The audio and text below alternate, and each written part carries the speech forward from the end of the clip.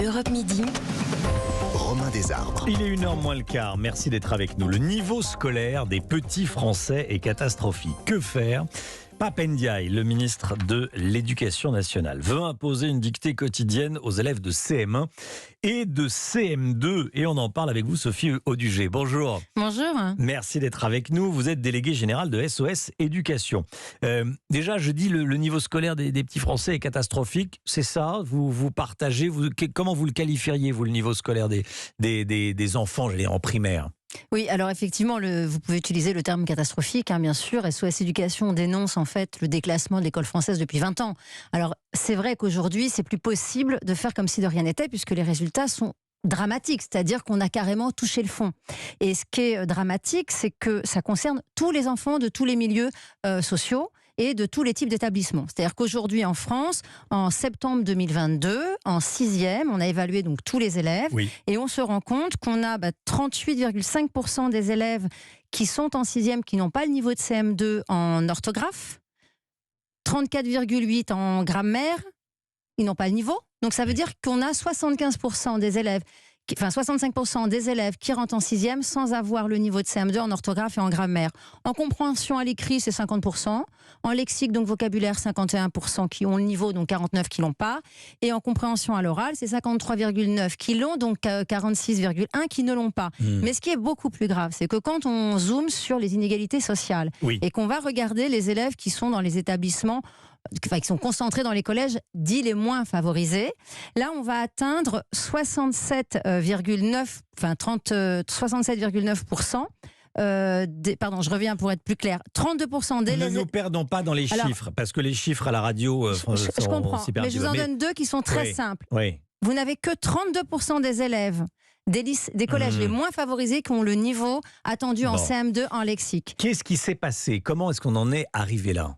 Eh bien écoutez, on a voulu déconstruire un système qui fonctionnait, des méthodes qui marchaient, pour des idéologies politiques, c'est-à-dire un pédagogisme politique qui ne s'est pas vraiment soucié de l'intérêt supérieur de l'enfant et qui a finalement bafoué le droit d'instruction, qui est un droit fondamental des enfants et qui est un devoir de l'État. Victor Hugo disait l'instruction, c'est l'État qui la doit et l'éducation, c'est les parents qui la donnent. Or, aujourd'hui, l'État ne remplit pas son devoir d'instruction puisque, évidemment, qu'il y a encore quelques années, je dirais il y a 20 ans, 30 ans, vous aviez quasiment 70-80% des élèves qui quittaient le CM2 en sachant parfaitement lire, écrire, compter, raisonner, comprendre un texte simple. Aujourd'hui, on n'en est plus du tout là. Et effectivement, c'est gravissime puisqu'on se retrouve avec des élèves qui rentrent en 6e sans avoir acquis ces fondamentaux, ce qu'on appelle maintenant, qui sont bien connus, les fondamentaux, mais qu'on va engager dans des apprentissages qui sont de nature différente, c'est-à-dire les premiers apprentissages par domaine.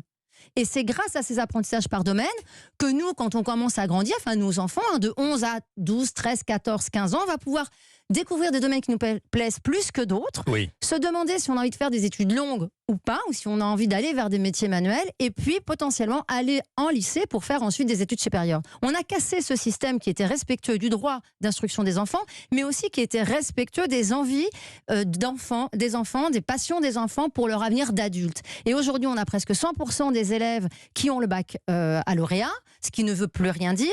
Et ce défaut d'instruction, il est tellement grave que il y a quelques semaines, les recteurs d'académie ont alerté sur le niveau catastrophique des candidats au concours de professeurs des écoles. Vous avez dû en parler également, puisqu'ils se sont rendus compte que ces les académies avaient des difficultés à recruter de futurs professeurs à cause du niveau notamment. Alors oui, mais sauf que là, les recteurs, c'est beaucoup plus grave. Ce qu'ils ont annoncé, c'est qu'ils ont fait une analyse des candidats au concours de professeurs des écoles, c'est-à-dire des étudiants qui ont un bac plus 5. Et en fait, ils ont découvert que ceux qui candidataient pour être professeurs des écoles ne maîtrisaient pas non plus le français et n'étaient pas capables, par exemple, de définir un mot comme chancelant ou identifier un pronom d'indéterminant. Chancelant, je m'en souviens.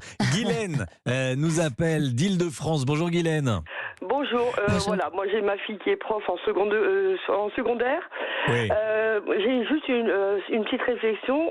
On nous présentait ce ministre de l'Éducation nationale un peu, qui allait révolutionner, qui allait prendre en compte vraiment les choses. Et qu'est-ce qu'il nous pond ? C'est faire des dictées tous les jours. Mais ça, les profs le font déjà. Mais madame, voilà le souci, c'est que manque de moyens. Les profs enseignent dans des écoles de plus en plus délabrées. Suppression d'heures de cours, suppression de profs. On fait appel, parce que ça c'est quand même une vision un peu de la privatisation de M. Macron, d'embaucher des gens qui n'ont absolument pas le cursus ni la formation de professeur. Et on a de la chance en France d'avoir des jeunes professeurs vraiment passionnés, parce que pour être sous-payés, mal reconnus, parce qu'il ne faut pas oublier aussi, il y a 30 ans, ils ne prenaient pas comme nos jeunes professeurs prennent dans la tête les problèmes sociaux de notre société. Ils se doivent d'être assistantes sociales, éducateurs, de prendre aussi, de recevoir aussi des parents. Ils font plus d'éducation aujourd'hui que d'instruction ? Non, les deux, mais ils ont beaucoup de responsabilités maintenant, avec peu de moyens. Moi, ma fille, elle enseigne, ils ont la doudoune en ce moment. Ils ont la doudoune tellement les gosses, et eux ont froid. Parce que manque de financement. Une doudoune. Ah oui. Manque de financement. Et les parents. Parce que arrêtons de casser l'école. La responsabilité première, c'est les parents.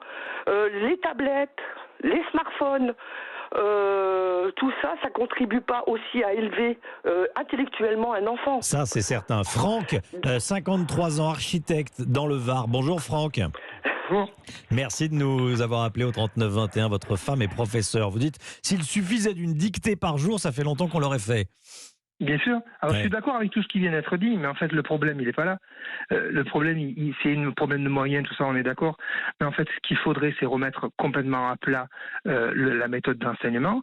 Déjà, ce qu'il faudrait mettre, c'est la notion de plaisir dans l'apprentissage, qui a complètement disparu de l'école.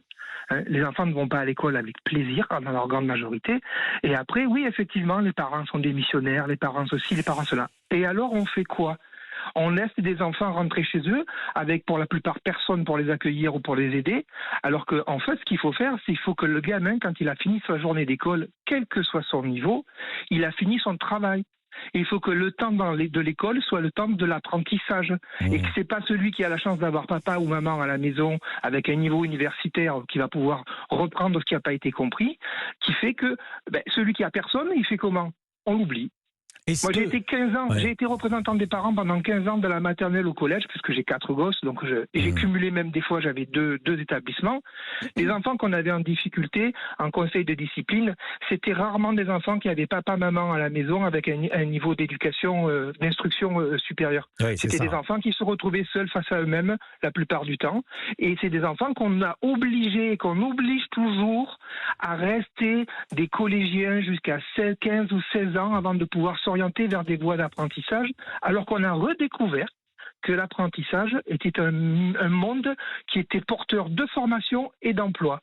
Mais j'ai 53 ans, à mon époque, quand en fin de 5e, on n'était pas fait pour l'école, entre guillemets, on était orienté sur des voies pré-professionnelles et on permettait aux enfants de quitter un endroit qu'ils considéraient comme un carcan. Et vous pensez qu'il faut y revenir ?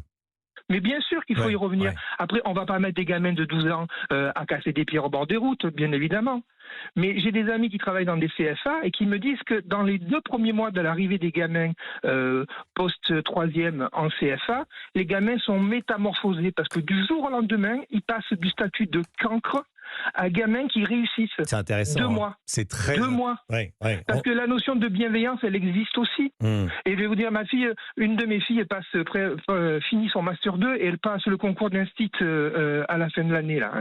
Je vous garantis qu'elle est en stage dans les écoles, mais c'est à devenir fou ce qui se passe dans les écoles en France. Les profs sont pas formés. Les neurosciences, qui connaît les neurosciences dans les écoles françaises ? Merci beaucoup Franck de nous avoir appelés. Je veux dire, on va en reparler dans Europe Midi évidemment parce que c'est un gros sujet. Il y a beaucoup d'appels au 39 21. Le niveau scolaire, vous êtes nombreux à vouloir appeler, à vouloir intervenir. Merci beaucoup Sophie Audugé d'être venue sur Europe 1.